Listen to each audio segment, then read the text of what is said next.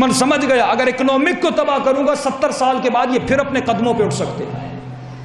اگر ملٹری کو ختم کروں گا، جاپان کی ملٹری ختم ہو گئی لیکن وہ دوبارہ اپنے قدموں پہ کھڑے ہو گئے. لیکن عزیزو یہ دشمن کا وار ہے جو انسان کی اکنامک کو ختم کرتا ہے، ملٹری کو ختم کرتا ہے. لیکن آئیڈیولوجی کا وار دیکھیے، حسین ابن علی نے ایک آئیڈیولوجی کا وار کیا، آج ہزاروں برس گزر گئے لیکن یزید زندہ باد نہیں ہو سکا.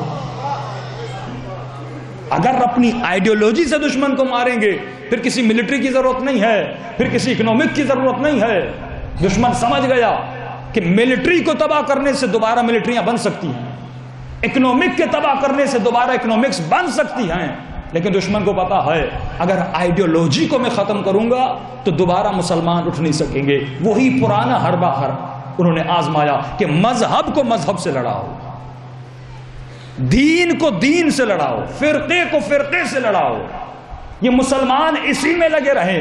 جب شیعہ، سنی، وہابی، دیوبند، اہل حدیث آپس میں لڑ لڑ کے تھک جائیں گے حیوان کی طرح، پھر آخر میں ہم ان کے گلے میں رسی ڈالیں گے، پھر ہم ان کو پیکیجز دیں گے. کبھی اکنامیکل پیکیج پاکستان کو ملتا ہے، کبھی کوئی اور پیکیج ملتا ہے، پھر اس طرح ہم ان کو کھلائیں گے. لیکن اگر یہ مسلمان پہلے سے اپنی طاقت کو سمجھ جاتا، پہلے سے سوچتا کہ اے مسلم، اے مؤمن، اے مسلمان، کربلا کا پیغام بھی یہی ہے کہ متحد ہو جاؤ، دین کا پیغام بھی یہی ہے کہ متحد ہو جاؤ. غیروں سے کیا شکوہ کرنا، ہمارے اندر، شیعوں کے اندر اتنی تقسیم ہوئی پڑی ہے. اگر یہ مسلمان دشمن کی سازش کو سمجھ جاتا کہ ہماری آئیڈیولوجی کو ختم کر رہے ہیں، شیعوں کی آئیڈیولوجی علی ولی اللہ، شیعوں کی آئیڈیولوجی لا الہ الا اللہ، شیعوں کی آئیڈیولوجی محمد رسول اللہ کا، انہی کے ذریعے سے ان کو جدا کرو. کہ مولا فرماتے کلمۃ الحق یراد بہ الباطل، یہ دشمن کا پرانا حربہ ہے کہ مذہبی طور سے ان کو شکار کرو، نظریاتی طور پر ان کو جدا کرو. عزیزو، کربلا کا میدان، امام حسین مدینے سے لے کر کربلا تک یہی جملہ کہتے رہے، یہی جملہ، الناس عبید الدنیا، لوگ دنیا کے غلام ہیں اور دشمن اس غلامی میں ہمیں ڈالنا چاہتا ہے. دین صرف قربانی مانگتا ہے اور کچھ نہیں مانگتا. خدا کہتا ہے ان شکرتم لازیدنکم ان کفرتم ان عذابی لشدید. اگر شکر کرو گے نعمت کو بڑھاؤں گا. دو ہی راستے آپ کے اوپر ہیں. میں ایک سوال آپ سے کرتا ہوں، دنیا میں سب سے بڑی نعمت توحید، اس کے بعد سب سے بڑی نعمت رسالت، اس کے بعد سب سے بڑی نعمت اہل بیت کی ولایت.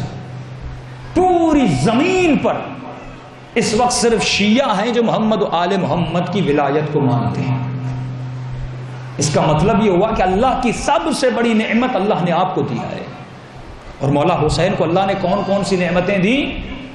نعمت امامت، نعمت ہدایت، نعمت عصمت، نعمت علم، نعمت سیدہ شباب اہل الجنہ، نعمت کہ مادر ایسی ملی سیدۃ النساء العالمین، علی جیسا وارث عطا کیا. مولا فرماتے اللہ نے جتنی بڑی نعمتیں ہمیں دی ہیں اتنا ہی بڑا امتحان ہم سے لیا ہے.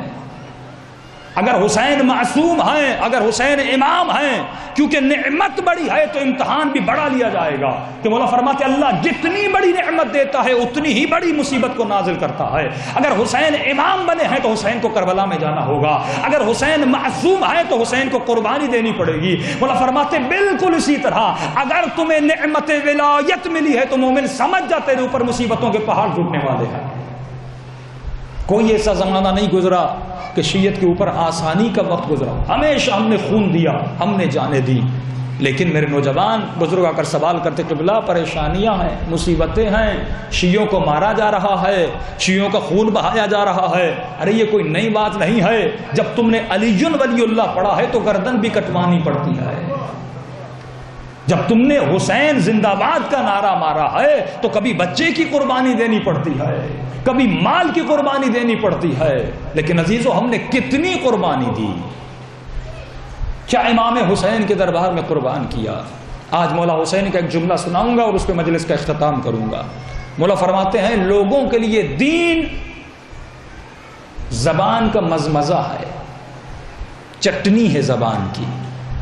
بس یہ کہنا کہ میں شیعہ ہوں، میں مولا کا ماننے والا ہوں، میں مسلم ہوں، میں مسلمان، زبان کی چٹنی ہے. مزہ لیتے ہیں زبان سے، صرف یہ کہہ کر کہ ہم علی کے شیعہ ہیں، صرف یہ کہہ کر کہ میں مسلمان ہوں. مولا فرماتے